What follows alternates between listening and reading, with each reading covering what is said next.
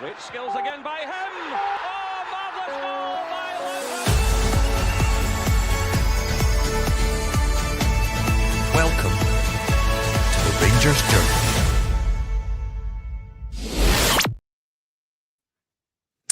Good evening, everyone, and welcome to tonight's edition of the Rangers Journal. My name is Chris, and I will be your host for this evening. We have got two absolutely top-notch gentlemen who are going to be here answering all your questions because it's Q&A night. We were nearly a man down a wee minute ago with Ryan getting taken out by a projector screen, but that's another story for another day. And we could have been a man down if Rich hadn't recovered from his work night out yesterday. So he's here and he's in good spirits with us today. Ryan, how are you, my good friend? Are you doing well? I'm glad, mate. Yeah, I'm doing fine. Hopefully my last day of work tomorrow to finish off for the Christmas period. I've that disorganised. I've not even got my tree up, believe it or not. Wow. Jeez, mate. Don't tell the kids that. Honestly, that needs to be sorted quickly, mate, so it does. Yep. It really does. Rich, how you doing, pal? You doing okay? I'm doing a lot better now than what I was feeling this morning, got to say, but yeah, I'm alright. Wee bit tired. Brilliant. Alright. Brilliant, mate. And as we've just been talking, we've just got Stu who's joined us as well. Stu, how are you doing, my friend? Are you doing well? Yeah, not bad, mate. Not bad. Working hard, unfortunately. Always the case, isn't it, mate? It's always the case.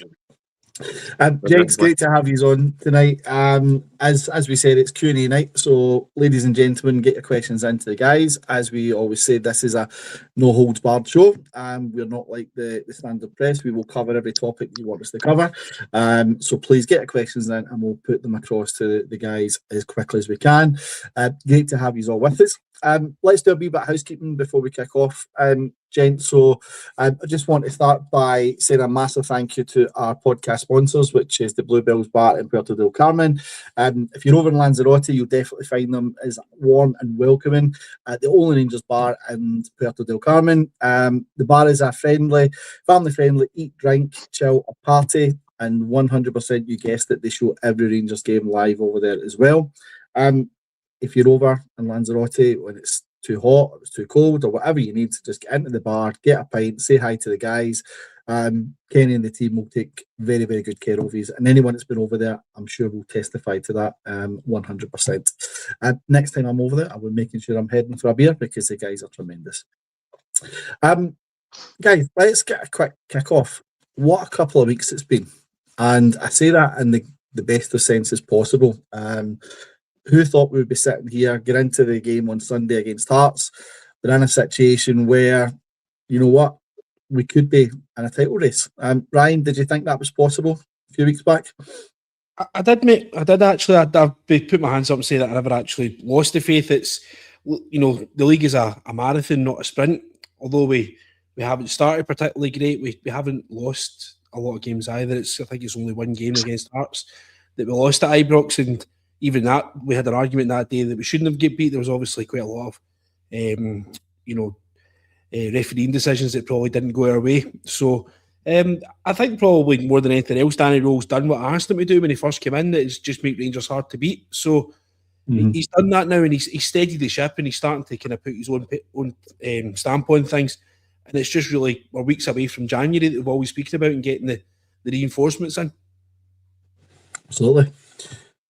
Rich, a few people were probably a bit nervous with this Hearts game coming up. We always seen it as on the horizon. We're now a couple of days away from it. Does Rangers have anything to fear going to Tynecastle on Sunday, do you think? Not overly with regards to the sort of the Hearts players and things like that. They've got obviously some talented players that are in good form, but I think overall we can definitely match them. I think all the thing we've got to fear is ourselves. You know, and not putting in the performances that we have done and sort of, you know, taking a backward step. But hopefully, we've seen that Rowe, he's implemented a way of, I don't want to say a way of playing, just a way of winning. You know, he's using these players, using the squad and getting the best out of them, making the changes where he sees fit. And so far it's working. So I've got faith that that's going to continue on Sunday. Even though Hearts have came into a bit of form again after a sticky patch. But I'm still relatively confident. Absolutely. Stu, what about yourself? People are saying Sunday's game is the biggest game of the season so far. Would you go along with that? I think it is massive, and I think I said last time I was on, we were on the Hibs post-match, that'll probably be like the acid test for our progress that we're making under Danny Rowe. Obviously, it's been a bit of a crazy season for a lot of teams in the league, but I think at the moment, the kind of vein of form we're on, we're very much in a recovering from our poor start, and I think obviously coming up against the league leaders, after again we've said they've recovered from their sticky patch, I think it'll be a massive game for us in terms of if we're going to continue on our trajectory and recovering the season. I think it's going to be a massive game. Absolutely, I agree with you, Stu. I honestly do. I think it's going to be a huge game on Sunday. I'm still in two minds about we should be thinking about it, whether we come out with it unscathed, whether that's a draw, whether it's the win. Do you take both? That's probably the question. There's a question to you guys out there. Put your comments in, get your questions in as well. Do we take a draw? Do we go away unscathed? Do we keep it as it is? Or are we Rangers? We should be getting out there and going for the win. That's the way I look at it. But let's know your thoughts, folks, and get your questions into the guys, and we'll have a wee chat and see where it's at. But Ryan, till the questions come in, couple of shout outs for just now, first and foremost. A name that we probably wouldn't have thought we were discussing. Connor Goldson's turned 33 today. Happy birthday to Connor Goldson if he's watching.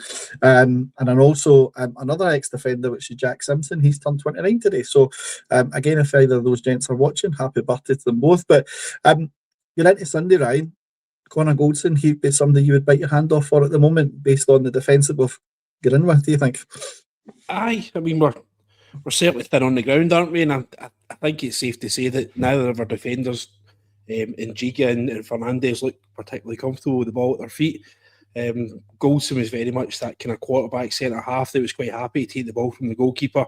He had a great range of passing. He always used to have that great crossfield pass that he could do, and he had great range in his passing. Obviously, he's popped up with a couple of goals in the opposition box at crucial times for us as well. So a guy of that kind of experience, you'd love to have him about. Unfortunately, these things sometimes just don't happen, and obviously his wages became a bit of a problem as far as the club are concerned, and he was moved on. But I hope he's doing well, and I wish him a happy birthday.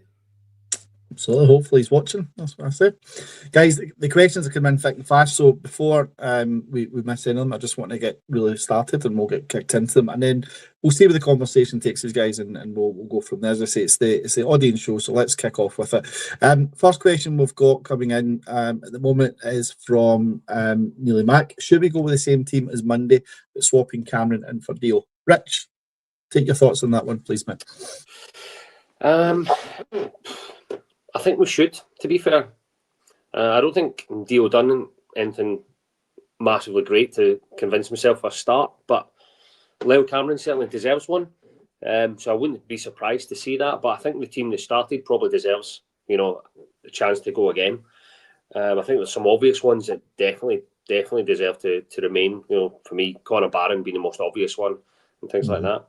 I'm not sure. I'm not seeing about the injury with Miovski, whether or not he's going to be back or not, but I would expect if he is, that he will probably be leading the line. He was starting to come into a bit of form. Chermiti's not doing it. Danilo's doesn't really seem to be, getting the game time under row, so I expect if he's fit to Miovski to be back in. But otherwise, I don't really expect too many changes.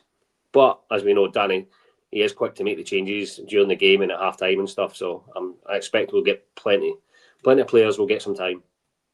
Absolutely. Just following on from that, there's another question that's come in similar from Paul. Question, guys, do we continue with Sterling again but watch the minutes he gets gradually, or do we not risk him as we still have half a season to go? Stu, I think that's a cracking question that's come in there, because the big question mark with Sterling is, at what point does it break down again? That's the thing that everyone's talking about at this moment in time.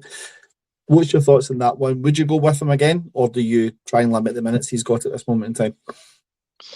I think I'd absolutely go with him again. I think the team looked stronger, more stable, confident with him in it. I think what they did, giving him the hour and almost taking him off exactly bang on the hour, is probably a good way to manage him at the moment, before he starts playing full 90s. But yeah, certainly, I think we should stick with him. And see, be honest, if he's fit to play, but still in a kind of end recovery stage, the more first team time and the more he kind of becomes active and he's using, his body again, then obviously he'll just continue to get stronger and improve. So I think he's on a good path if we continue to start him. Manage his game time, an hour's great. I'd keep it the same. I wouldn't change it from the other night. Yeah. Ryan, what's your thoughts on Big Dujon? I think looking at how he played the other night, he was relatively comfortable. I'll be honest and say I was surprised to see him starting. I didn't think we would have seen that. I thought he maybe would have come in off the bench for the last 20 minutes or so. So it was good to see him in that space. But is he one that we really need to be careful with, and that we don't, because that's a big injury he had to the Achilles and what happened, how long he was out for. So is this one that we need to be careful with, or is it the personnel now dictates that he has to come in and start, especially against that front line that Hearts are going to be playing on Sunday? Yeah, it's a difficult one. I think he's got to start at Tynecastle. I do think that we need him. Behind Conor Barron, he's my man of the match. Obviously, Barron did take it. I think Barron deserved it, but Dujon, I thought, had a great game. He's obviously had the assist for Fernandez's goal as well. So there's a lot in his game that I think that we need at this moment in time. But the thing is most of this, we do need him. We need to look after him. We need to nurture him. Mm-hmm. The defence is going to be the big question. I think Danny Rowe's choice of defence on Sunday is going to be what's going to win or lose the game for us. Being honest, and it's one where they obviously have the boy Braga, and they've got Shankland, who we all know about, who we've all spoken about. So does he go with the back three? What does the back three look like? Does it look like Fernandez, Nsiala, Tav? Does he put Sterling in there? Does he go with Nsiala at all, because he's obviously not had a lot of minutes? And does he go with Dujon on the left hand side of it with Tav sitting in next to Fernandez? It's one that's quite difficult. We're still getting no comms on what's happened with John Souttar at all. It's just this injury that he got in the warm up for Scotland, and we've not had any updates at all. He's neither been seen nor heard of. And at a time where John Souttar really needs to be playing, because he's coming in the last 6 months of his contract, and whether his future's with us or not, he needs to be playing football if he wants to be looking for a new employer next season. So it's a difficult one, but like I said right at the very start, that this is a marathon, not a sprint. We need Dujon Sterling to be available, because he is that one-man team where he can play literally anywhere for you in the park. And apart from pulling on a set of gloves, I would trust him in any position for us, being honest. I think he would do a turn no matter what for us. So he's got to play because of how massive a game it is, but hopefully we do enough to get the game over and done with. And like Stuart was saying, give him 60 minutes, maybe it goes up to 65 or 70 this time round. But we've got business to take care of, we've got a match to take care of. We can only beat what's in front of us, and we've got to take it game by game. So let's get him on the park, let's get our business done, and let's get him off and get him rested up again. Absolutely. But sticking with the theme of defence, Ronald's put on, would we be better playing Fernandez up front as number 9, as he's a bomb scare as a defender, plus up front we have nothing? So it's a really good question, I think, from Ronald, because look, up front we were just talking about Miovski there. We think he'll be back on Sunday. From what we'd heard from the management team, Chermiti, to be fair to him, had a relatively okay first half against Hibs, but not what we want to see still in the overall. Big Fernandez, he feels like every time a ball's at the box, he can win those headers. Has Ronald got a point here? I can see his point, but I think we need to give the kid a bit more time at the back, to be fair. He's only 21. He's not overly experienced, and he has showed in glimpses that there is potentially a player there.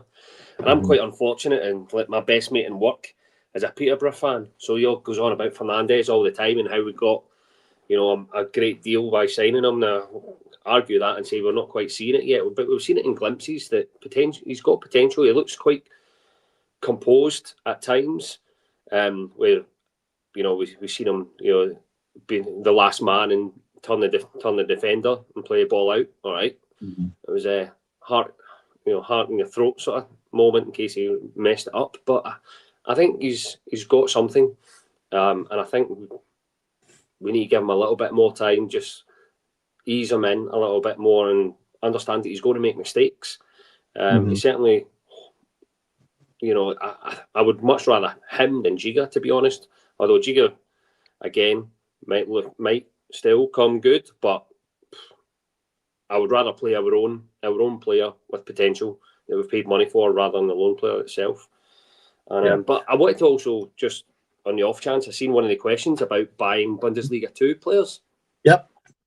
I can't remember the name of the guy that posted it, but obviously, me being here, I watched quite a lot of it. I'm at the local team Kaiserslautern, been to see them quite a few times, and no, generally the standard is not great, to be honest. This game's really, really slow, and I just don't think that, from what I've seen, the players would suit Scottish football at all. So it's not a market I expected would go in. One, because it just doesn't suit Scottish football, and genuinely, there's nobody I've seen that I thought, actually, he's not too bad, to be honest. So I expect us to look elsewhere. I certainly hope so. Yeah, it's a good question. I think Rich from Graham, he's obviously saying, do we think we'll dip into that Bundesliga 2 market? I think, Rich, my view on it's been, I've not seen too many great players coming from those markets, and in recent seasons anyway, that would come to Scottish football and do a job.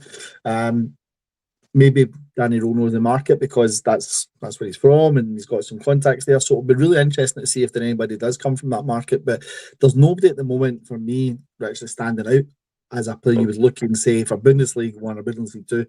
Anyone there you could go and pick and say they would get into the Rangers team at the moment. Obviously, out with your players who are not in our wage bracket at this moment or our transfer fee at this moment in time. But is that something you maybe expect them to maybe pull a rabbit out the hat looking at that market, or are you absolutely saying 100% not for you? Well, from Bundesliga itself, perhaps, you've got a lot more knowledge of what's going on there. It's a lot of the players are good technically, but it's not a fast-paced league at all. Bundesliga 2 especially is not, so I don't expect any players from there. Bundesliga, if we can get some from, the mid-table and above teams, then there's definitely going to be some players there that are going to improve the squad. Whether or not he's able to entice them to come to Scotland, if there's somebody, a golden nugget in somewhere that he's aware of, I'm not so sure. But I'd be surprised, to be honest. But you never know. Yeah. Stu, there's a question here from Dado Brussels Blue Boots. Giovanni Reina wants a move. Would you buy the lad? I think I don't know for certain, so please don't quote me on this. I think he's playing for Mönchengladbach at the moment. I don't know for sure though. Is he one that do you think would be one in our price market, and do you think he would fit the Rangers style of play? I'm going to be totally honest. I don't know enough about the lad. I think coming from Mönchengladbach, he probably might be in our market. But I'm probably not best positioned to answer that one, unfortunately. I'll need to bow to your guys' expertise on him. It's all good, mate. Listen, I'm not sure if he is. Ryan, help me out here. Is he still at Mönchengladbach? He was at Dortmund a few years back, but he then took a move. I'm sure they went somewhere else, but I'm not 100% sure. Just looking at his Wikipedia just now, yeah, he looks as if he's on the books at Gladbach. I don't know if it's a permanent. Just trying to find out just now. Yeah, permanent move. We were about €7 million.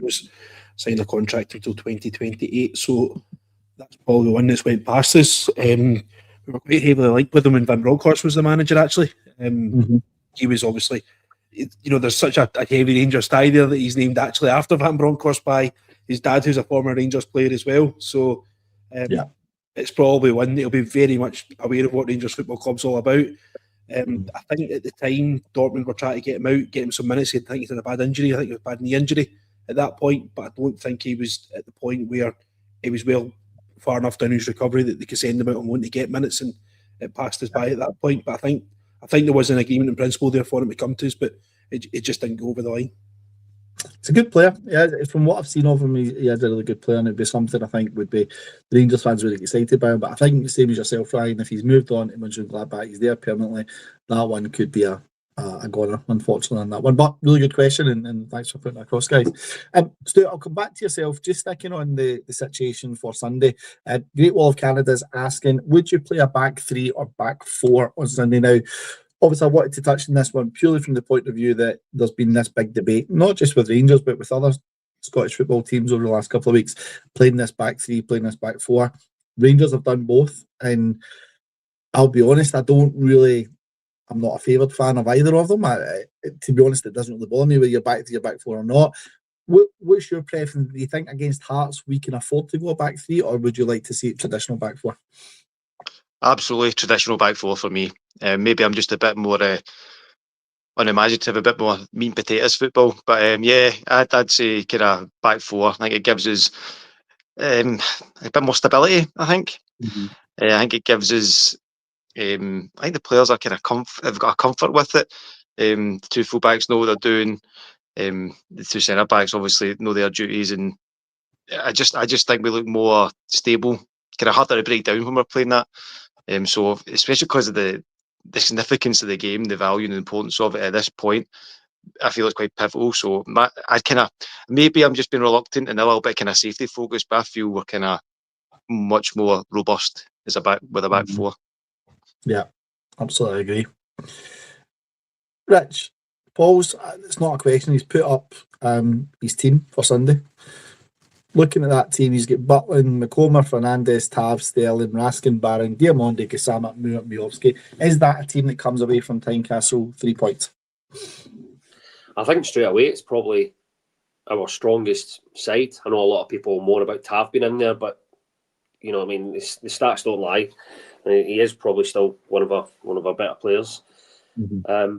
For me, that would be my starting 11. To be honest, I'll go in. I hope Moore is the player that's on fire. Expecting a lot from him. There's a lot of pressure on an 18-year-old kid, you know. But he's coming up with a big reputation. He's starting to show it. So yeah, that would be for me. And I think that's a team that's capable of doing something and coming away with a win. Obviously, we need them all to actually perform to the standard that we have been seeing and not take that backward step. But yeah, for me, if that's the 11, I'd be fairly happy with that and quietly confident. Yeah. Ryan, a couple of things I want to touch on with this lineup here, and I think it shows the depth that Rangers have got. Now we know, let's be honest, right? They've not been firing all cylinders, Rangers, this season, right?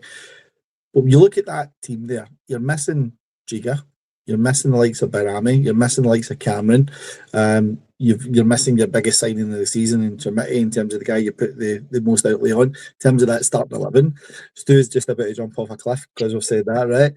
But does it show you though that if Danny Rule can get these players firing in all cylinders, actually you could have a fairly decent squad there? Or am I clutching at straws? Help me out. Not too many passengers, to be honest. See, Chris, there's too much wages going amiss. You know, your likes of, you're not even touched on Danilo there, who's picking up 30 grand a week. There's still too many guys. You know, Rothwell's not even in with a show. He's not even getting picked for the squad at this moment in time. He's going to be picking up a handsome wage coming up from the English Championship. So there's still too many guys that are picking up a hefty wage from us. Rabbi Matondo, much I talked about often as well, picking up serious cash from us every single week, who are not contributing towards the cause. Kieran Dowell's made an appearance on the bench on Monday night, which surprised a few people as well. Probably more so we're talking about injuries and guys missing and stuff like that. But again, somebody else who's going to be coming and picking up a half-decent wage from us. Everyone's got to be doing their bit for this team. You know, this is very much a squad game, and we need everybody to be available. We need everybody to be keen and hungry to come and do this. And unfortunately, there's a lot of guys that put their wages first before their football club. And for me, that's not acceptable anymore. So, and it's all about this. We spoke about the core of Scottish players and stuff like that. We done a pod a couple of weeks ago, and we actually highlighted how poor the talent level is actually. And there's a reason why we're not signing domestically, because there's nothing there. There's not a lot to, you know, everybody's saying, well, why don't we go and get Dave Watson from Kilmarnock just now? What's Dave Watson doing for Kilmarnock this season that Lyle Cameron did for Dundee last season? Lyle Cameron was probably Dundee's Player of the Year last year. Dave Watson doesn't even get a game every single week for Kelly. Are we going to sign Dave Watson not playing just like we're not playing Lyle Cameron? Doesn't make sense to go and take Dave Watson off of Kelly. We would just be taking a Scottish guy for the UEFA Cup squad, the UEFA quota. Yeah. But I think from what you're saying there, I think that's probably going to be the team on Sunday. I think that's as good a shout as we've got there. Unless he's got something that he's going to surprise with. He might go with two up front. He might decide that he wants Chermiti to be the target man. He wants Majovski getting in about it and plays Majovski almost as the kind of number 10.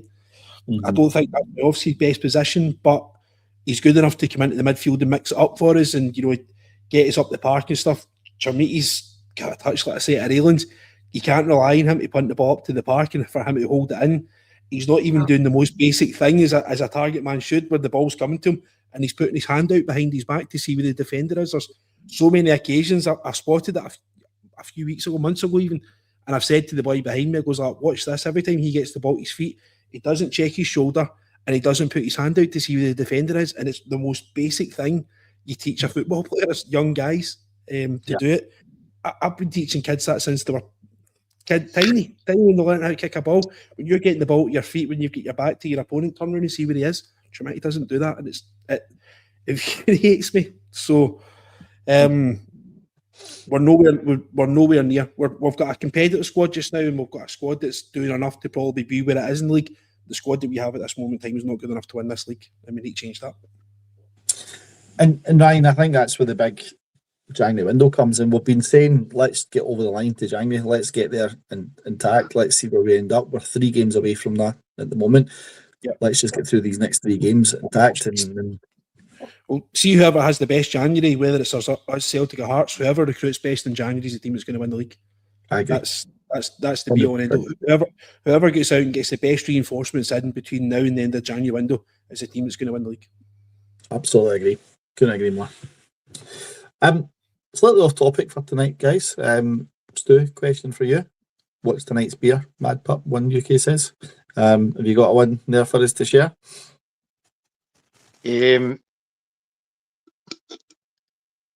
Other beers are available. I'm on the wife beer this evening. Not too many though, just because I have the run of the place to myself, and I've got work in the morning, so limited myself to 4. But they've got a cheek to even call it wife beater. It's only 4.6 now. Not Rangers related, but true nonetheless. Absolutely. And the rest, you just said there's other beers available, and if anyone of them want to come in and sponsor, we will gladly take sponsorship. Not a problem at all. We're happy to do that at this end. So yeah, thank you for that. That's tremendous. Okay, guys. The questions that are coming in thick and fast, so we're going to try and get through them as much as we can, guys. Thank you for your questions. Thank you for your comments that are put in. The comments are on fire at the moment.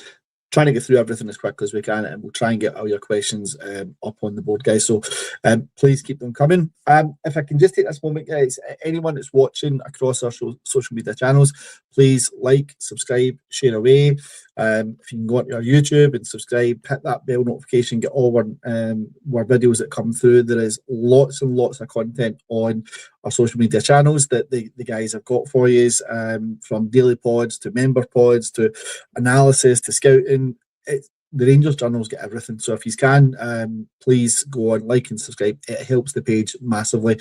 And you never know, you may maybe get nicer looking guys on us on the pod one night. You never know. I know that's going to be hard to beat. I know it will be hard to beat, but there you go.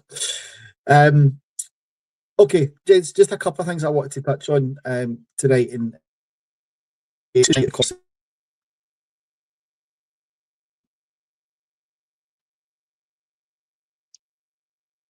it frozen?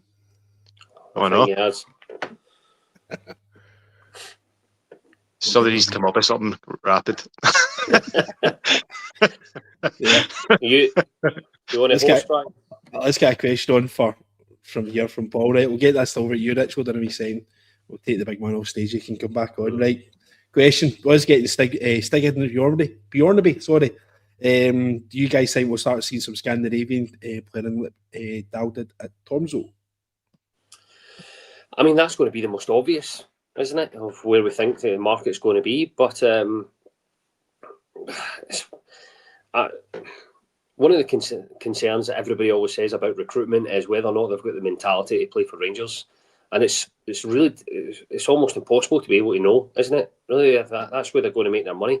We think people coming from the English Championship, they say better standard, a league coming up here, but how many times do we see them fail? So it's going to be even taking them from a Scandinavian league. It's just as difficult. But it wouldn't surprise me. I think I'd be very surprised, right, if we bought anybody else from England. I think we've just proven it's not worked. We've got to go for something else. So they're overpriced. The players are getting they're overpriced and they're demanding too much money. Yeah, and they can't cut it, clearly. You know, I can't think of many off the top of my head right now of any that have came up and actually performed to the standard we'd expect. So, yeah, we've got to be looking at these leagues. You know, we've got to try and find a gem out there. You know, Hearts have been able to do it where they've pulled players from, I think it was in the comments, the Braga from like second division in Norway or something like that. So they are out there. Whether or not Braga's got the mentality to play for Rangers is a different thing. It's one thing doing it for Hearts, but can he do it when there's 50,000 fans screaming at him and he has to win every week. That's the difference. That's the difference. So I'm hopeful, because it'd be good to see somebody coming in and having a different idea, and hopefully having a few gems in their back pocket they can bring into the club and Scottish football. Stu, but it's difficult to find these guys that we know will have the mentality to get what it takes. I mean, how do you find that out prior to signing these guys? You know, what do you need to do? How do you test these guys? Their psychology, how do they going to act under pressure before you actually do get them to sign for you? What a question, Ryan. I think it is very, very difficult. Very difficult. And I think it's when we really need to make sure we've got the scouting network in place that's going to go back a bit. I do think it's an area we should probably tap into a bit more, and is maybe underutilised. But I think we really need to have our scouting guys in place. It would be interesting to look at the last run of guys that have come from the kind of Scandinavian teams to see how they have performed. Just kind of the freeballing Scandinavian teams. I don't want to let myself look uneducated in here and maybe get my geography wrong, but if we look at the kind of Scandinavian teams like that, we got, I know he's not Scandinavian, but he was playing in the Scandinavian team at the time, but Morelos, Finland, Scandinavian team. Yeah, absolutely performed here. Absolutely did. Trying to think of another. Boys that came. Well, Hallander's probably more recent one. He was Swedish. So, absolutely. I mean, Hallander was arguably our best centre back until he got injured as well. Yeah. So yeah, I definitely think, based on this kind of short list I can think of, and ones that I don't dare to say in case I'm getting it wrong, that way it is basically maybe underutilised by us. Maybe something we should explore more, and hopefully that will come now. But I think we do need to have the good guys in place. Like, who was it? The Jonan Johansson. He recommended Morelos for us. It's that guy who's really kind of been involved in football all his days, played at a good level with us, played in Europe and stuff like that, and was able to spot a guy and go, that's the guy. So if we've got the right guys to identify players in a league or a kind of an area that we've not been utilised up until now, then we should definitely explore it. But I think we do have to have the right checks and people in place to be able to identify key guys that will be able to achieve and cut the mustard. Just before I hand over to Chris, my kind of thing is that we should be looking a lot more into their background and where they've came from and how hard they've got to work to be where they are. There's so many players that you see that have just had the silver spoon in their mouth, and I'm pointing towards guys like Rabbi Matondo, Brandon Barker, Jack Simpson, who have basically just been given an easy ride their entire life. And then you maybe, like we spoke about Morelos here, Morelos basically came out of jungle in Colombia to fight for every last inch of ability that he got himself to get a move into Europe, to get a move to Rangers. Guys like that have just been brought up knowing how to fight, knowing how to go to war with teams, and just actually have something about themselves, rather than boys that have just had it dead easy in the academy and all these things. Like, see, days gone by, we used to have to clean the senior players' boots. It doesn't happen anymore. You need to go and clean the stands. You need to go and wash the gaffer's car. Stuff like that just doesn't happen anymore, and it's just so easy for them. It's things like, do you think Paul Pogba knows how to work a washing machine? No chance. So stuff that I want guys that actually are men, that are ready to go to town on this. That's the kind of people that I want to see. So see, when somebody else is shouting off you and somebody else is giving you a hard time, you know how to give it back, and you know how to win football games. But sorry, I'll pass to Chris. I'm ranting.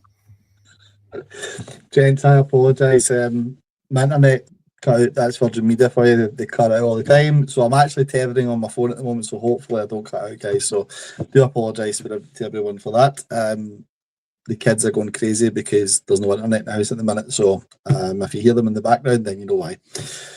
Ryan, I love that. I don't think I've ever heard a comment, Paul Pogba doesn't know how to use a washing machine. That's the comment in the night already. Nothing's going to beat that. So that is absolutely fantastic.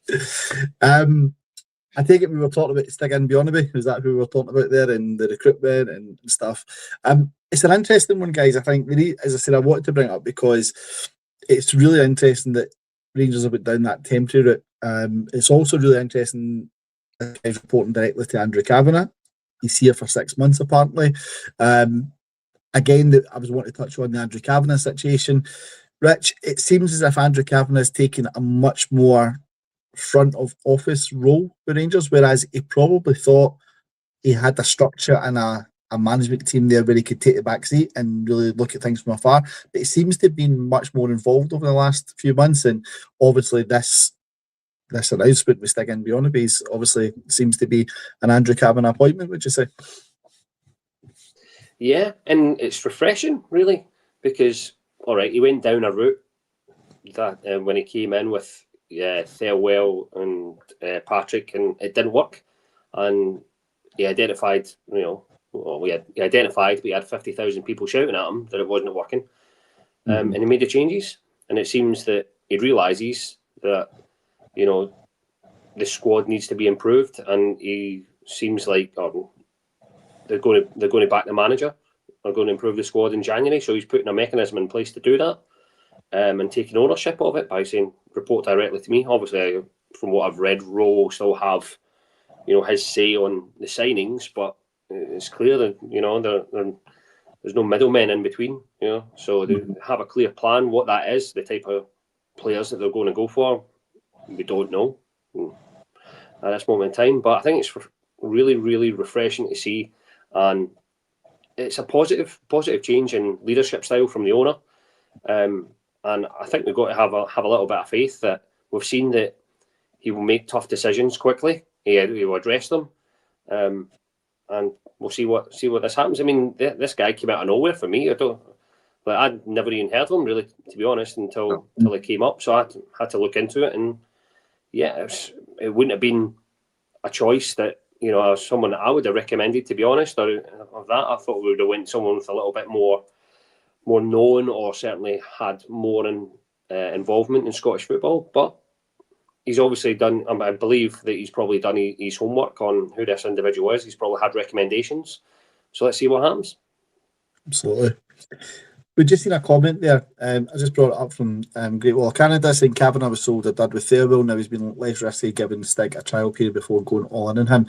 I think it's a great shout. If that's what he's doing, if he's giving him a 6-month trial period and saying, look, here's the January window, go and see what you can get. And if he pulls off a few crackers, then why not? Why not give him a 6-month trial and then see where he ends up at the end of the season? So it's definitely a good strategy, I think, from Kavanagh this time around. I think he has been a wee bit more cautious. So it'll be interesting to see.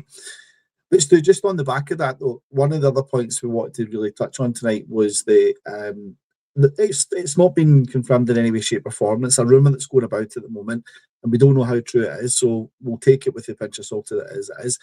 But just what Rich was saying there in regards to someone closer to home, maybe someone who knows the league a wee bit more.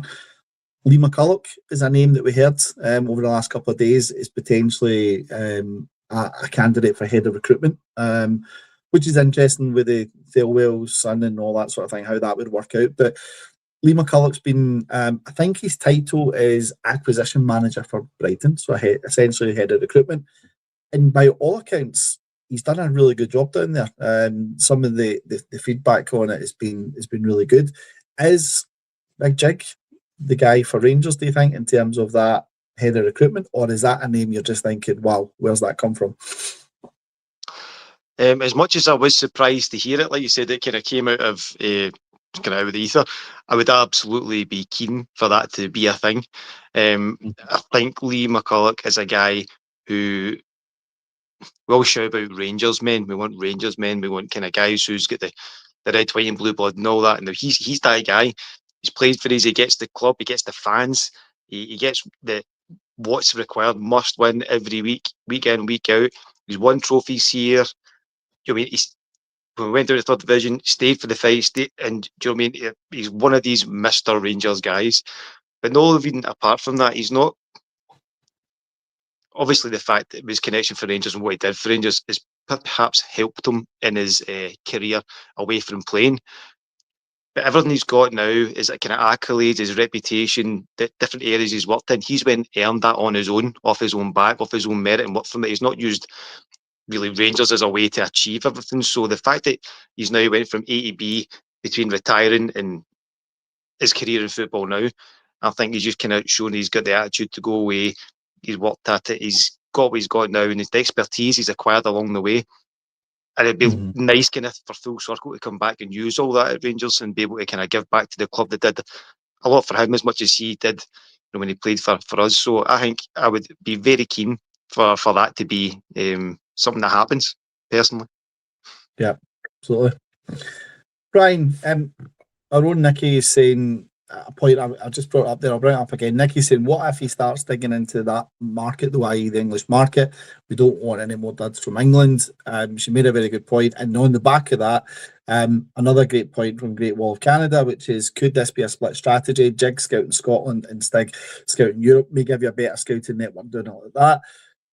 Both points tie in really, really well in terms of the questions. Is that something that Rangers could do in that sense? Is that you've got Jig who knows Scotland. He was up here at Hearts a few seasons ago, part of the management team in there. He's went down to Brighton.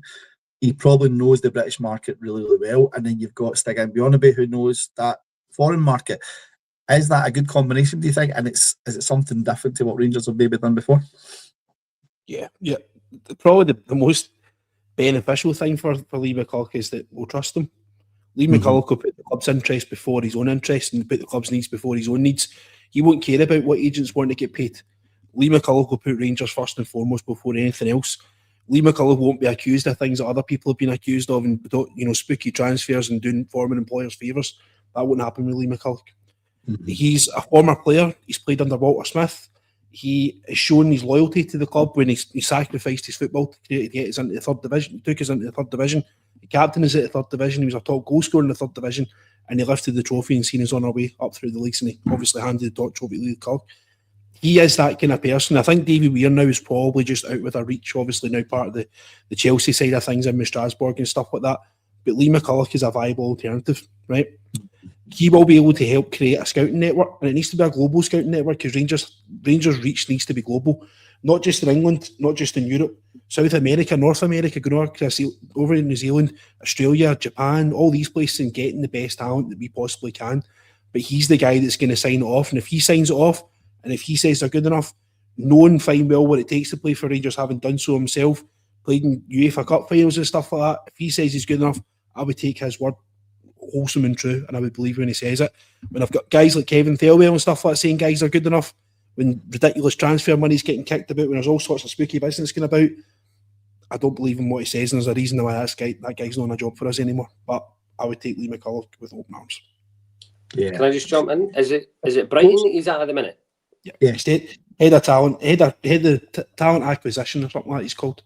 So well, hopefully he can have he's been in at that Georgetown Analytics and can, like the players that Hearts are looking at, they pulled Braga out of nowhere. So clearly there's going to be a few gems. So hopefully he's writing some down, scribbling some down and sending them up to us.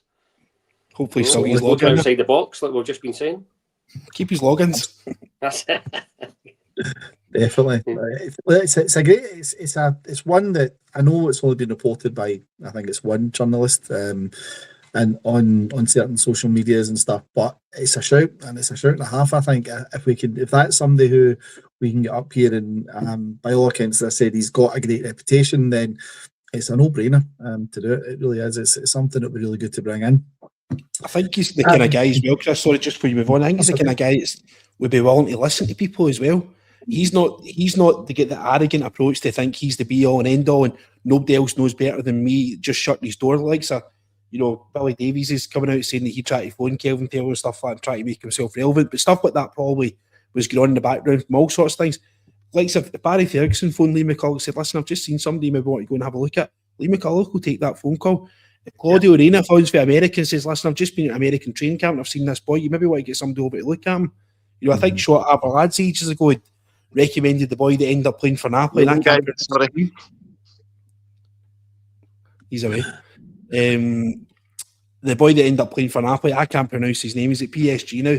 I think Arveladze had recommended him a long time ago as well. So, it doesn't. I think he's the kind of person that's willing to take other people's ideas on. Yeah, definitely. And look, from the comments we're seeing as well, Ryan, he seems to be a good candidate with some of the guys on here. People look to have him, and somebody said there, Ronald said, the sooner the better for Lee and Rangers, and I think that just sums it up for me. I would take him back in a heartbeat. I think he'd be tremendous for us. He really would. One of the things I was wanting to just touch on there, just you're saying, Ryan, about obviously people who've been legends for the club and they've done a lot. Obviously, Lee Wallace is a name that we'd heard about maybe coaching with Rangers and coming in, and that's not really materialised. I think they went with Stephen Smith in that space. But again, just having those type of names being mentioned again is good.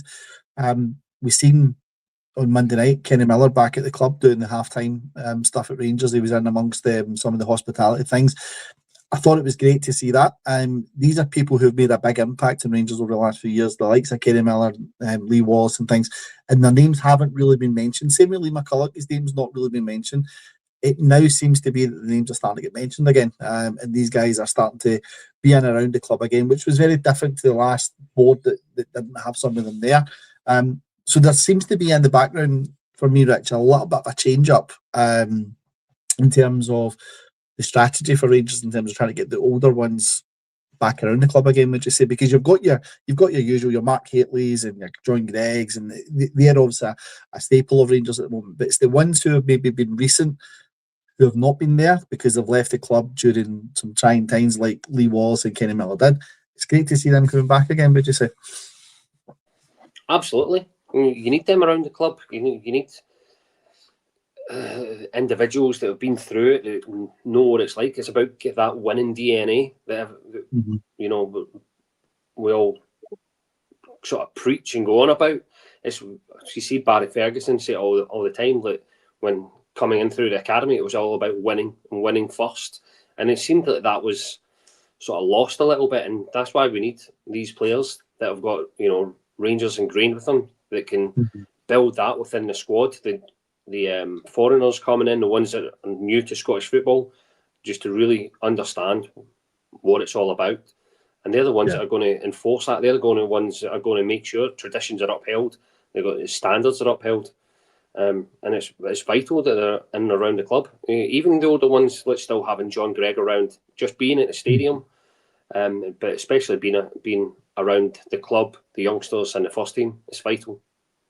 Absolutely. And Ryan, Paul says, I would rather have had Kevin Thompson rather than Stevie Smith. Yes, he's been here for years, but hasn't produced any players for the first team. I'm bringing this comment up from Paul because Kevin Thompson's another name that was linked with Rangers. He's been at Rangers a few times now and then left after a few months and things. Kevin Thompson, for me, is another one that I think should be in and around Rangers, whether it's with the first team or whether it's with the youth. Similar to Stevie Smith as well. I like Stevie Smith and I think he's doing a great job. Have we missed a trick with Kevin Thompson, do you think, Ryan, in terms of not bringing him back in? He was there until the summer and then he's went away and then we've not seen him. Have we missed a trick in that, do you think? Possibly, but I think are we still missing a head of academy at the moment with the boy that was starting from Wolves, and that obviously fell apart when Thelwell get relieved of his duties. So I think we might still be actually after a head of academy at the moment, and you might find that once that gets put into place, then Kevin Thompson might be somebody to employ. If it's not Kevin Thompson himself that might actually get employed as head of academy, you don't know. But guys like that who they're inspiring coaches. He probably wants to be a manager of his own right in senior football somewhere. But these guys have walked the walk, they've talked the talk for Rangers. They're credible candidates. They've got their badges. Katie's got his own academy on the go and stuff as well. So it's not as if you're getting a guy in who doesn't know how to work with young players. He's been there, he's got the credentials to do it, so why not? Yeah. Question for you both. I'm going to bring this one up. Welling United fan has asked, and I'll start with yourself, Ryan. Do we think that Rangers can go to Parkhead soon and win? We went last year. Hamza Egeman scored a worldie in that game. What was it? 3-2? It was 3-2. Scored an absolute cracker. That was Barry Ferguson just after the Fenerbahce game. We went over there, won, and then we went to Parkhead and won where nobody had given us a hope. This game coming up on the 3rd of January is a big one, Ryan. Can Rangers go and win that based on the squad that we have at the moment, or do you feel we need to have players lined up, signed in that game for the 3rd of January? I'd like to see that. Yeah, that would be helpful, and it would be great if we could do it. But we don't usually seem to do this. We seem to sign players, and we need to bleed them into the squad and stuff like that. I remember Rangers signing Tony Andrew Flo years gone by, and he was straight into the team at Parkhead and scored 2 goals that day. So I'd like to see us get players that are on the 1st of January that could be considered for the 3rd. all the pressure's on them. Massively, the pressure is on them just now. The pressure is heavily on their manager. He is national news at this moment in time, and all the pressure is going to be in him, assuming he's actually still in position by the time we get there. But we can go out there, play a football that suits ourselves. Their fans will be all over the top of them, and we've got to take advantage of that. We could hopefully be catching them at a great time, but they could rise to the occasion as well, and we've got to be wary of that as well. They are still the team that are sitting above us in the league, and we've got to respect that at this moment in time. But if you'd asked me a few weeks ago, would I be worried about it when Martin O'Neill was the manager? I'd be more worried about it now than I am about it now. Yeah. Rich, what's your take on it? Is this game something that Rangers need to fear, go to Parkhead, or is that fear gone now because we've managed to pick up a few wins in the last few years over there? Well, we should definitely never fear going. This mentality straight away. I don't think any player would. Obviously, you've got to respect the opposition as much as I don't really want them to, but you have to, because let's say they're above us in the league, they are the league champions, you got to give them respect. But they've got quite a lot of players out. They're in a terrible run of form, and long may it continue, to be quite honest. But we still got to, we can't go there, arrogantly and think, oh, we're going to win. We need to show up and fight and earn it, to be honest. So, same as Ryan. Like, I wouldn't be as confident as I was a few weeks ago. Especially, I expected Martin O'Neill to still be in the job. Thankfully, they've made an ass of it. It looks like, and we'll just have to wait and see. But what I'm more worried about, to be honest, I'm looking forward to the game, is if beating Hearts on Sunday is first, and we do that, we can't mess up the games in between and the Celtic game. There's no point beating Hearts and then dropping points to Motherwell and then losing to Celtic, because all we're doing is, clawing back the points for Celtic to go back on top. So we really need the wins in the next 4 games. So if we have those victories and we go to Parkhead, I don't see any reason why we can't be confident. Yeah, I agree, gents. I think you've hit the nail on the head there, Rich, in terms of we can't go there too confident, but we've got to go there not fearing them. As far as I'm concerned, you've got to be able to go in there and as Doug is saying, in fairness, we did pretty well against them with 10 men. We've got the confidence in a row. I think everyone's got the confidence in a row now that we can go on and do something better. And that was very early on in Danny Röhl's tenure. So he's now got the squad playing for him. He's now got the squad fighting, as we've seen in the last few games. So there's no reason why we can't go to Celtic Park and put in a good performance and take that. But I think, the same as everyone else, we're probably looking too far ahead on that one at the moment. We've got really tough games. We've got Hearts on Sunday. We've got Motherwell then after that, and we've got St Mirren after that. And again, Motherwell are not far behind in the league, and they're playing really well, playing really good football this season. And St Mirren, League Cup winners, a really tough side. And when they play to their day, you can see what they can bring. 2 big boys up front, a player in Gogic in the middle or in defence wherever he plays, that probably every Rangers fan would say take as a squad player at this moment in time. So the next 3 games before we even hit the Old Firm is vital for me, and we need to be focused on that, I think, as a club and as a fan base, because Celtic's too far ahead at the moment in terms of the game, not in terms of what they're doing, but just in terms of the game, it's too far away at this moment in time. I think you look at Sunday, Chris, there's a prime example of where Gogic would be useful for us. Because Sunday's, let's not kid ourselves, Sunday's going to be a right hard game for us. And they've got 2 good strikers, and having somebody like Gogic in the team where they're possibly just going to start throwing things into the box, I'd rather have Gogic in there than a couple of our other centre-halves. So it just shows you he's not going to play for us every single week, and we wouldn't expect him to play for us, but he would have a use. Point to guys like Marvin Andrews, who was signed domestically, was very limited in what he could do, but Big Marv done a turn for us on occasion as well. Yeah, totally agree with you, man. And Gogic is that. I think we were talking about it earlier on in the week is on one of the pods. Gogic for me would be an absolute quality signing for Rangers. Yes, he's 31 years old. Yes, he's at the other side of that 30. He's probably not in the Rangers scouting system at the moment because he is the wrong side of 30 and there's no resale value on him. But if you want somebody who knows the league and, as you say, Ryan, can really go to those places, why not somebody like him? I mean, why not somebody like him who can sit in front of that back 4 or sit in your back 4 if you need him to as well, because he read the game last Sunday against them. He read the game so well, so I would take him. I honestly would take him in a minute. I really would. It's some something great comments. Sorry, to interrupt me. I was just going to add into what you're saying. I agree, and it's something that Walter Smith was brilliant at. He'd take a lot of the players from around the league to bolster the squad. If you think of like Alex Cleland, Gordon Petric and players like them, they weren't out and out starters. They weren't the best performers, but they were solid players that would come in against St Motherwell, do a job and stuff like that. So I think we need to respect, the players in our own league and think, well, they can do us a turn. It's just about using them at the correct time, the right games. And Walter Smith did that perfectly. And I think we need to get back to that. Totally agree. On you go, right. Big Broadfoot, as Paul's just mentioned in the comments, I think Big Broadfoot's probably the best example of that. Just taking somebody domestically and just raising him above levels that he probably didn't even think he had himself. Yeah, absolutely agree. And I think that's what I think for me, not just Rangers, but even Celtic as well. There's been a snobbery about going into the Scottish market and going into the SPL market and bringing players in over the last few years. Both teams have done it over the years with likes of Kevin Thompson, Whittaker, Brown, and all sorts. And Celtic have done it with Dundee United, a few players in Dundee United as well one season. So it's been there in the past. Both clubs have done it. But for whatever reason, both clubs at the same point have just turned around and said, that's not a market we want to go with anymore. And for me, it was the wrong decision because there are so many players in the Scottish market you should be looking at, and Rangers should have done that last season. We could probably argue that if they hadn't signed Cameron on a pre-contract, he probably wouldn't have been one that have came. They'd have probably kiboshed that deal the same they did with Mulligan and a couple of other ones.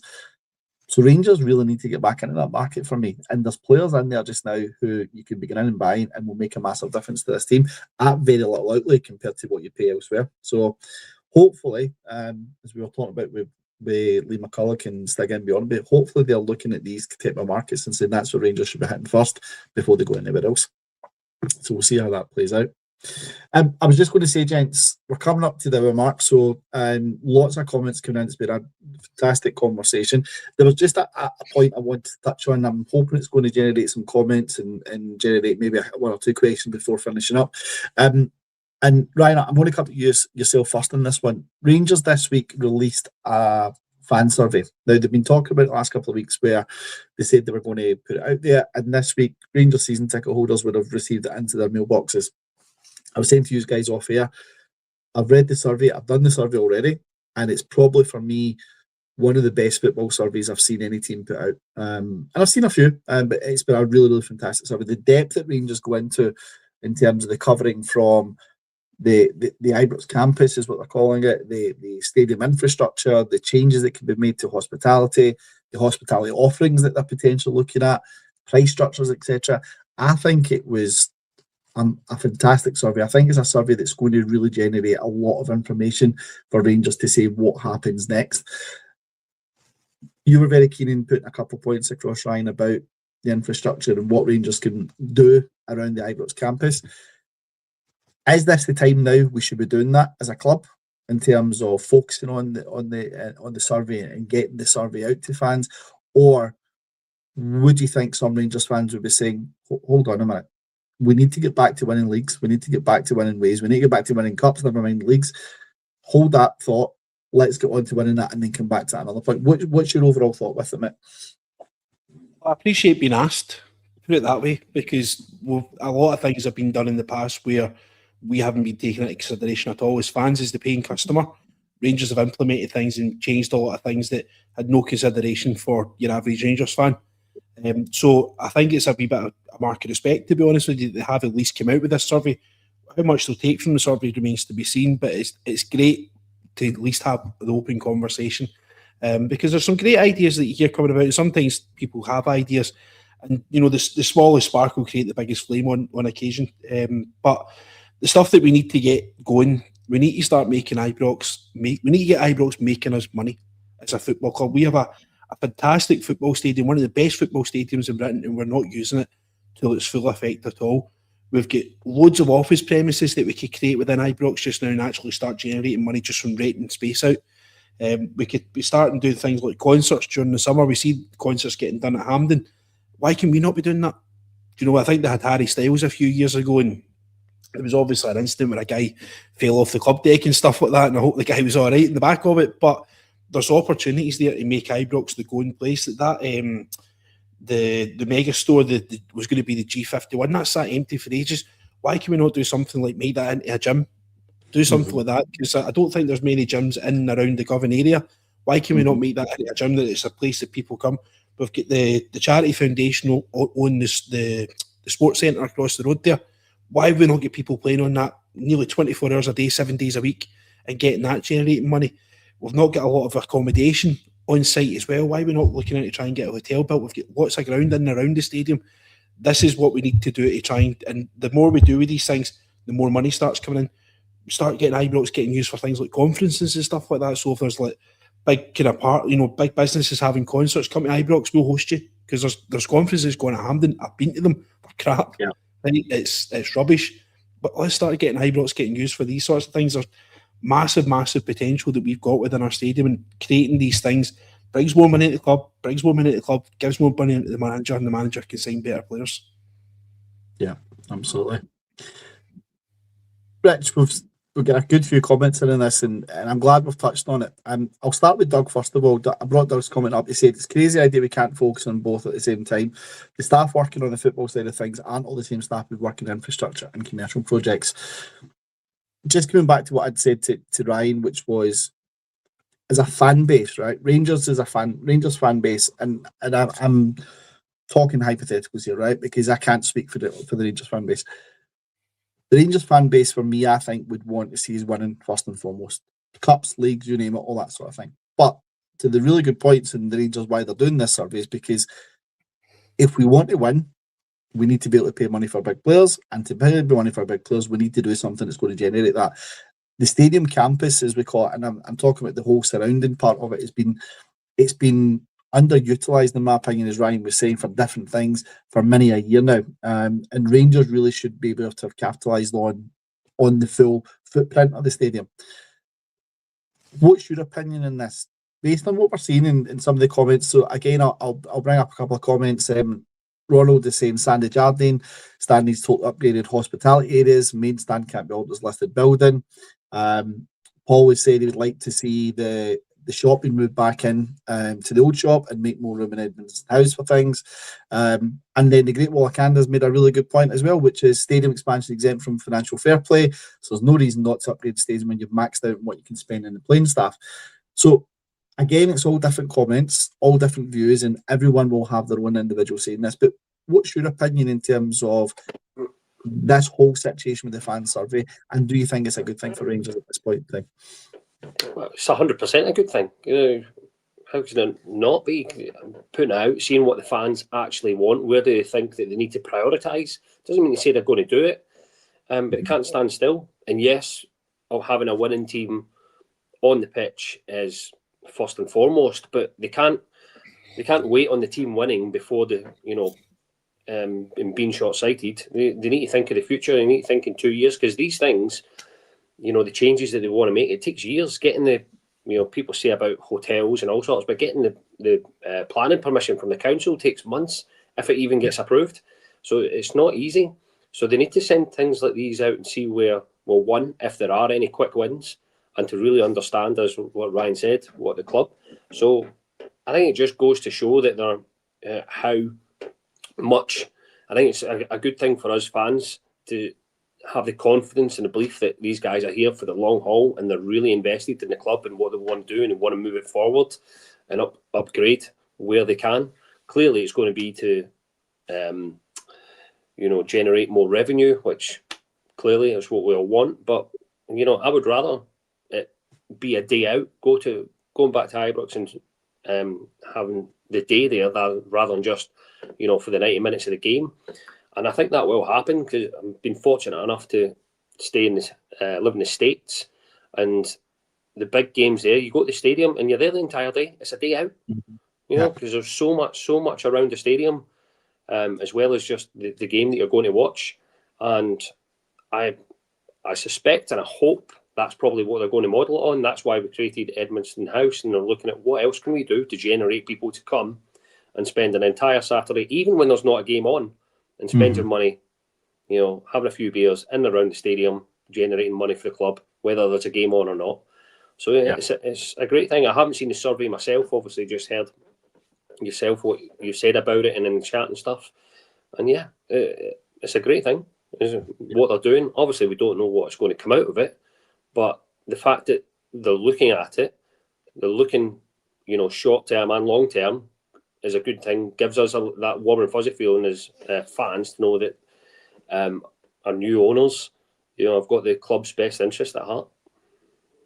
Well, that was the thing for me, Rich. This is, you see your comment there, branding the stadium can be done very easily, immediately brings money in. We've seen it with Hampden and the branding they've just put on their stadium. Okay, for the money, you would argue is a good deal Hampden's just done, but that's the type of thing I think Rangers fans were probably expecting, is some sort of branding be done. You're always going to call it Ibrox regardless of whatever the name is in front of it. We're going to call it Ibrox. We're not going to call it X Ibrox or whatever Ibrox. It's going to be Ibrox for us.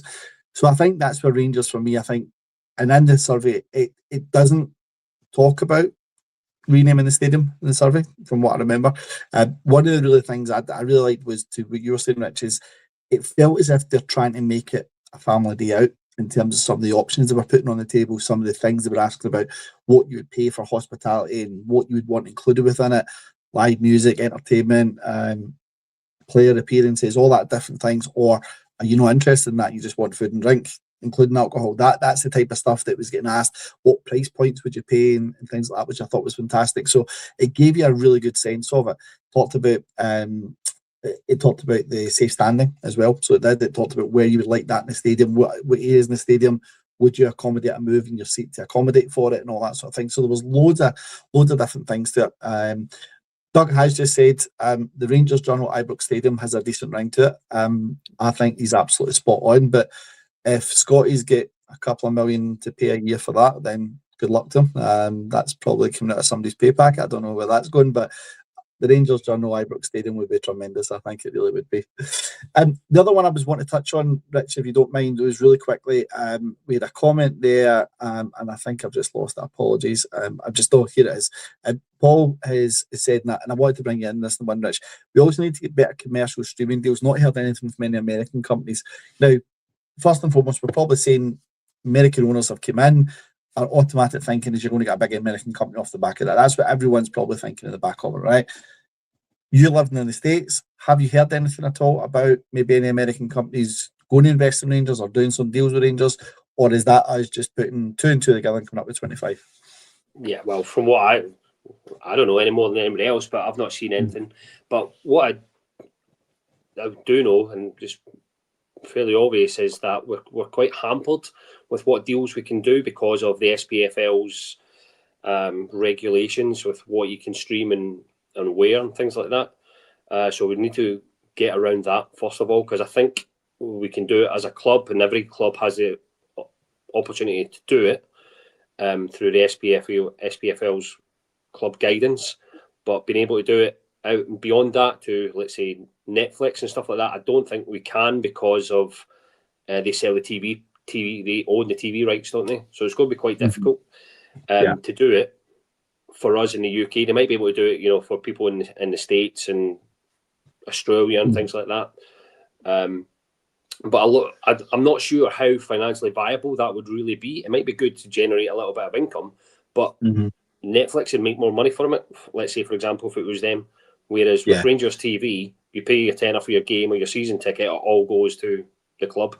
So I was more anticipating things being like, you know, the Amazon sort of series coming in and, you know, doing the things behind the scenes and stuff like that. I thought that might have been more of an option rather than streaming of the games, but no, nothing else that I've heard. But I don't think something like that, you know, Rangers can control with regards to the rights to the games. Unfortunately, I think the ruling bodies have a stranglehold over that. Absolutely. Ryan, just really quickly, if you could, mate, I'm going to ask you a question. I'm just going to put it out there, right? And I'll see what your thoughts on this. I'm probably putting you on the spot a wee bit, so I do apologise, mate. If Rangers could do one thing at the moment, in your opinion, to improve the stadium, the fan experience, the whole atmosphere around the club, out with obviously on the playing squad and what you're seeing on the park, if there was one thing that you would say to Rangers right now they would do to make an improvement in something, what would that be? What would your thoughts be? Beer. Well, that ties in with that comment there. Sell beer equals more money. We want beer. Absolutely. No, do you think that would be, that is obviously, I know we get it in the hospitality areas and Bar 72's got it and things like that, but is that something, do you think, that needs to be back at football for clubs to make that element of money? In a sensible fashion, yes, and I mean very sensible fashion, because we don't want people making a deal of themselves and getting themselves into trouble and stuff like that, so please drink responsibly. But yes, football fans are treated like second-class citizens, because you can go to a rugby game and you can quite easily sit in the ground and you can sit and you can go and have a pint, no problem at all. And you can even sit in your seat and have a pint at rugby games. Whereas at football games, you're not even allowed to take alcohol into the stadium, which is there. So it's silly, to be honest with you. And even like you're saying, you can have hospitality. So if you've got a few quid about you, you're allowed to have a pint at the football, but see if you're just an average Joe Punter, no, you're not allowed to. So I think we need to kind of basically just model it the way they do down south. They're allowed to drink in the concourse. I think they open up their areas about 1 or 2 hours before the football matches. You see it in Europe as well. We don't even need to sell full strength lager. See if you were just selling half strength lager, go with that. The thing that at this moment in time is that unfortunately, we've seen a couple of bad incidents before where Matt O'Reilly nearly get clocked with a bottle, and I think it was an incident a couple of seasons ago where a bottle was thrown towards Joe Hart, and I think broken glass ended up in the Brimlone goalkeeper box. So the Copland goalkeeper box, sorry.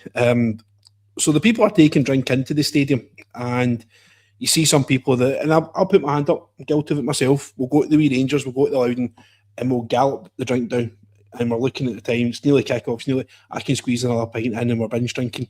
And then obviously that has its own effects and stuff like that as well. Whereas if you could go up to the stadium an hour before, you could have a pint, a pie, a read of the programme, just encourage it. And it's a revenue stream for the club.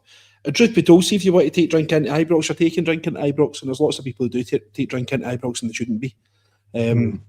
So let's just get it in. Let's just get it trialled. The club date would be a great place to start it, because that's it there. 100%, I agree with you. I think if you're looking to enhance the fan experience, I think that would certainly be an avenue they would look to explore, because it's something I think that's truly missing. Is people just have a leisurely pint and listen, see if the people make a mess of it, you're barred. Simple as that. There's a zero tolerance behind it. We're going to find out where your ticket is for the game. We'll get your Rangers number off you, and pure and simple, you'll not be allowed back. It's as simple as that. You have to behave yourself, because we're not getting this. If we manage to get this back, we're not getting it taken off. It's for the sake of anyone being stupid. So, but it's something I think would be a welcome introduction for a lot of people going to Ibrox. Absolutely agree, mate. Absolutely. Rich, I'll give you the last word on this topic. You're an overseas fan. You're based in America at the moment. Germany now, mate. Germany. Sorry, apologies. You're in Germany now, mate. Apologies. Looking at it from a fan's perspective, we've got lots of fans who watch the Rangers Journal from all over the world.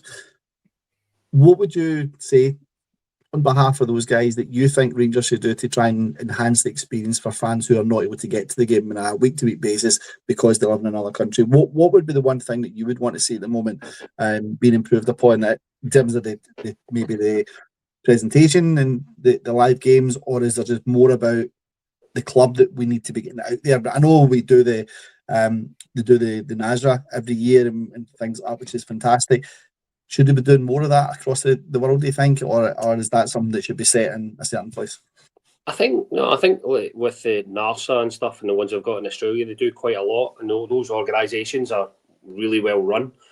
And I don't know if you've been to any of the conventions. They're amazing, especially the ones in Vegas. Get to them. But from the club's point of view, one as a overseas fan, like for me, is I think somebody just mentioned it earlier, upgrading Rangers TV. It comes on, 15 minutes before kickoff, and it's Tom commentator just basically telling you the team, and you get the highlights from the previous game. That's about it. So for me, that's one thing that I think they would look to improve upon. I think it's a massive thing for all of us overseas. just to improve that, like they did during the COVID years when they actually had like a studio setting, which was a lot better. But another thing that probably get a lot of spears, but when I'm back in the UK, I always try and get to a game, and it's really difficult for people that live overseas and they're back in Scotland visiting family to be able to purchase tickets. Right? I'm not saying that the demand for it, or even I'm fortunate enough to be in Europe, trying to get a European ticket, right, is like absolute gold dust. Now, clearly, everybody's got their MyJers points and stuff like that, but it's almost impossible if you just want the one-off game. How they would improve that, making it fair for the regular fans that do go regularly, I don't know, but it does seem really difficult. So that's the two things, suggestions I'd make to them about that. There's a comment for you guys. There's folks for watching it. If you've got suggestions that you think Rangers should do to improve the fan experience both at home and away from home, put it on our socials, get it out to Rangers, let Rangers know, because I think whilst they're doing this survey, no idea is a stupid idea, so let's go with it and let's try and see what we can get, because it seems to be they're listening, so there's a chance to put things out there to see what we can do. So hopefully they'll make a massive difference. Folks, we have been on for an hour and 15. It's been a really great show so far. Thank you for all your comments and all the questions that have been put in. We are going to start to wrap up in terms of just bringing the show to an end for tonight. Just wanted to cover a couple of things off, guys. We spoke about, obviously, Sunday. Someone said earlier on in one of the comments, this is all about Sunday for Rangers now. The most important, we're in a real race here now. We win on Sunday, we could be back in the title hunt really well. Sunday's very important. A couple of months ago, we were sitting second bottom in the league, having won one game out of 8 or 9. So it's been a massive turnaround for Rangers. And Ryan, I want to put you on the spot. I want a wee score prediction for Sunday, please, mate, if you can. I'm going to copy what Philip said here. I'm going 2-0 to Eddie's as well. Amazing. What about yourself, Rich? What are you going for? I'm going for a tight 2-1 victory, mate. 2-1. Incredible. I know I put you guys on the spot. Apologies. I really can't call it. I think it could be. I honestly think it could be 1-0. It really could. It could be that tight. It's not going to be the best watch, I don't think. I don't think you're going to see a real open game. I think you're going to see a tight game from both sides. I think both are going to play very cautious and try not lose the game, put it that way. I think is what it is. And I think we said it earlier on, if we came away with a draw, Brian, would you say would that be a disaster, do you think, if we came away from a draw from Tynecastle? No, not at this stage of the season, not in December. No, if it was to work, if it was the second visit to Tynecastle in April or the May, it may be, I think it would be a lot more important to win the game at that point if we're still in the hunt. But at this moment in time, I think a draw would be an acceptable result considering where we are at this moment in time. Absolutely. IB Rocks is saying Barron scores the winner and VAR messed that up in our favour. That would be absolutely tremendous. If that happened, it really would. Nicky's saying 1-0. Doug is saying 2-1. Doug is saying 2-1 with a Shankland own goal for us to win it. Again, that would be another one. So lots of tremendous comments coming in, folks. So that is really good. Hopefully, we do get a really good win on Sunday. Maybe some other results go in our favour as well. You never know. We'll see how the weekend plays out. Whatever happens, it's going to be a massive weekend, Scottish football again. Didn't think we'd be sitting here on the 18th of December, potentially going to Tynecastle and getting back in the title race. Didn't think that at all. So it's really good to be in this situation. Hopefully we don't go and mess it up. Ladies and gentlemen, it's probably time for us to wrap up. I just want to say a massive thank you to Stuart, first of all. I know he dropped off, but thank you to Stuart for his time and coming on. Ryan, absolute pleasure to have you with us. Great show as always, mate. Great insight. It's your passion comes across like no other, it really does, mate. So thank you for being on with us tonight. Greatly appreciated, mate. Rich, there was yourself coming in every night doing this. You come in tonight when you've been a wee bit of a hangover, shall we say? You've come in, you've been top notch. You've been absolutely fantastic with your comments, suggestions. So thanks for coming on, mate. It was great to have you. Always a pleasure, mate. Appreciate it. No problem. Lastly, thanks to everybody that's watching. Thank you for all your comments and all your questions you put across to the guys. This show is your show. We don't do this without you, and it's great to have you on. I apologise for the technical issues earlier on that we had, and thanks to the guys for taking over and keeping things going. But guys, look, this is all for you. We do this for you. We wouldn't be here if it wasn't for you guys. Keep your comments coming across all our channels. Lots more to come up over the weekend. We've got the new show tomorrow. We'll have the pre-match on Sunday. We'll have a post-match on Sunday as well, I would imagine. Lots and lots of content coming up. It's shaping up to be a massive weekend. It's shaping up to a massive festive period for Rangers. It really is. And hopefully by the end of the year, we'll be in a really good position. Thank you again, folks. Thanks to our sponsors, the Bluebells in Puerto del Carmen, Lanzarote. Great to have you on board as always. And just remember, folks, every night is a Rangers Journal night. Good night.